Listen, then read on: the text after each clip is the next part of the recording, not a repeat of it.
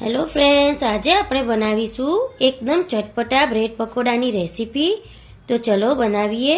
થોડું થોડું પાણી એડ કરતા જઈને આપણે બ્રેડને કોટ કરી શકીએ તેવું બેટર બનાવી લઈએ. આપણે એક સાથે બધું પાણી એડ નથી કરવાનું, નહીં તો લોટમાં ગાંઠા પડી જશે. તો તમે જોઈ શકો છો એકદમ સ્મૂથ બેટર તૈયાર થઈ ગયું છે. અડધી ટીસ્પૂન હળદર પાવડર, 1 પિંચ જેટલી હિંગ ઉમેરીશું, સ્વાદ પ્રમાણે મીઠું ઉમેરીશું, લીલા ધાણા એડ કરીશું.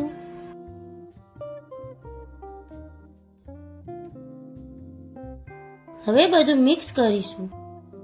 તો તમે જોઈ શકો છો એકદમ સ્મૂથ બેટર થઈ ગયું છે.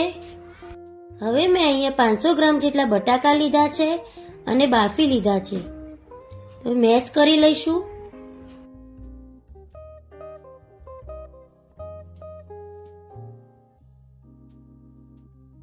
સ્વાદ પ્રમાણે મીઠું ઉમેરીશું, 2 ટીસ્પૂન ધાણા જીરું પાવડર ઉમેરીશું, અડધી ટીસ્પૂન હળદર પાવડર, 1 ટીસ્પૂન લાલ મરચું પાવડર, અડધી ટીસ્પૂન ગરમ મસાલો, 1 લીંબુનો રસ,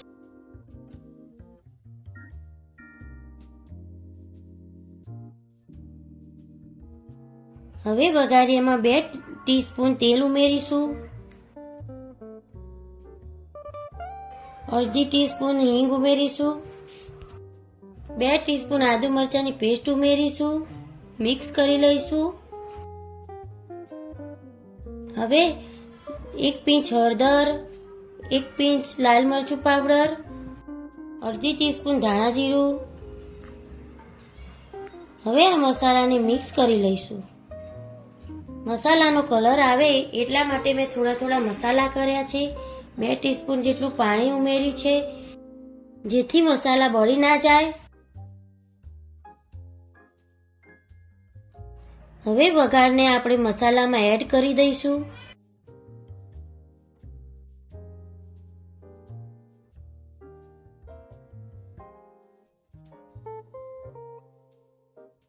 હવે લીલા ધાણા એડ કરીશું.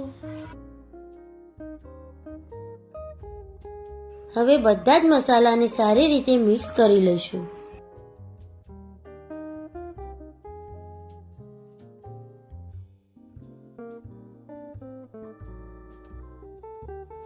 હવે મેં અહીંયા 2 બ્રેડ લીધી છે અને મારી પાસે ગ્રીન ચટણી બનાવેલી હતી, તો હું એ યુઝ કરી રહી છું. અને તમારે ગ્રીન ચટણીની રેસીપી જોઈએ તો કોમેન્ટ કરજો.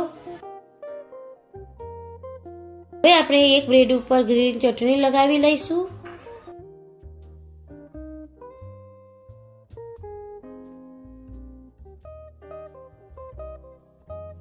બીજી બાજુ બાળકોને ફેવરેટ ટમેટા સોસ લગાવી લઈશું. હવે આપણે જે બટાકાનું સ્ટફિંગ બનાવ્યું હતું એ બ્રેડ ઉપર લગાવી લઈશું.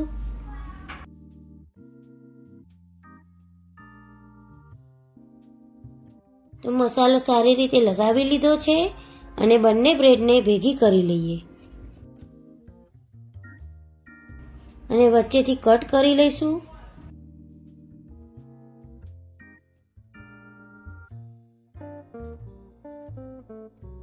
તો બ્રેડને આ રીતે કટ કરવાથી બ્રેડ પકોડા તળવામાં ઈઝી રહે છે. હવે આપણે બેટરમાં 1 પિંચ સોડા ઉમેરીશું અને સારી રીતે એક સ્ટ્રક્ચરમાં મિક્સ કરી લઈશું. હવે મેં એક બાજુ તેલ ગરમ કરવા મૂકી દીધું છે. હવે બ્રેડ પકોડાને કોટ કરવા માટે બેટરમાં બ્રેડ પકોડાને ડીપ કરી લઈએ. હવે પકોડાને ગરમ તેલમાં એડ કરી દઈએ. હવે જારાની મદદથી ગરમ તેલને પકોડા પર આ રીતના ગરમ તેલને છંટકાવતા જઈએ અને હવે પકોડાને બંને બાજુ ફેરવતા જઈને મીડિયમ ગેસની ફ્લેમ પર ગોલ્ડન બ્રાઉન ક્રિસ્પી થાય ત્યાં સુધી બ્રેડ પકોડાને તળી લઈએ. તો લગભગ 5 થી 6 મિનિટ થઈ ગયું છે. હવે આપણું પકોડું બંને બાજુથી ક્રિસ્પી તૈયાર થઈ ગયું છે. હવે તૈયાર થયેલા પકોડાને જારાની મદદથી પ્લેટમાં લઈ લઈએ. તો હવે ચટપટા મસાલા સાથે લારી પર મળે તેવા બ્રેડ પકોડા તૈયાર થઈ ગયા છે. એકવાર જરૂરથી ટ્રાય કરજો. તમને મારી રેસીપી ગમતી હોય તો લાઈક, શેર અને સબસ્ક્રાઈબ કરો. Thanks for watching video. Bye. Take care.